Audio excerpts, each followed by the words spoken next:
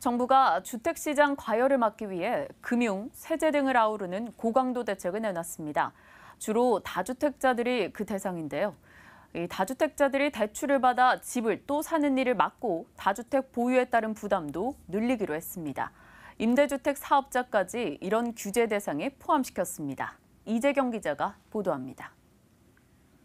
이번 9.13 대책의 핵심은 종합부동산세 세율을 높여 보유 부담을 늘리고 주택을 한 채 이상 보유하고 있는 가구는 대출을 받아 주택을 추가 구입하지 못하도록 한다는 것입니다.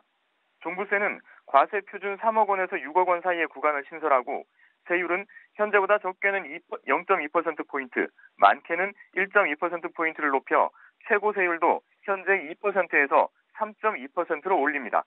3주택 이상 보유하고 있거나 서울 등 조정 대상 지역에서 2주택 이상을 갖고 있는 경우 부담이 더 커지도록 설계했습니다. 시가 18억 원, 즉 과표 3억 원짜리 주택을 한 채 소유한 경우 종부세는 현재의 94만 원에서 104만 원으로 10만 원이 오릅니다.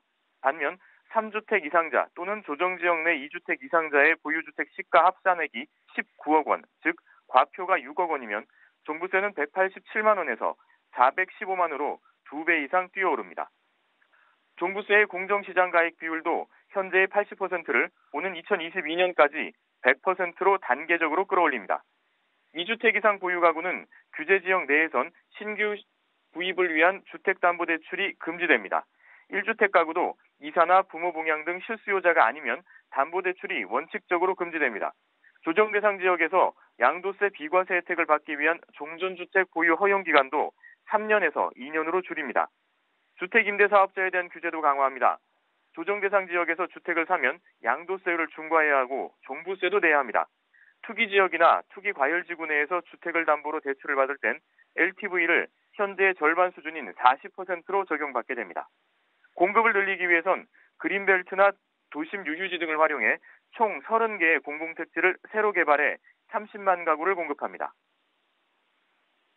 공급이 제한된 부동산 시장의 특성과 수도권과 일부 지역의 비이성적 과열을 막기 위한 불가피한 조치임을 이해해 주시기 바랍니다.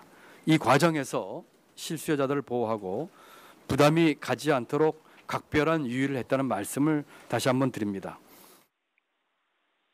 정부는 이번 대책을 통해 투기와 집값은 반드시 잡겠다는 의지를 재확인했으며 필요한 경우 추가 대책까지 마련한다는 방침입니다. 머니투데이 방송 이재경입니다.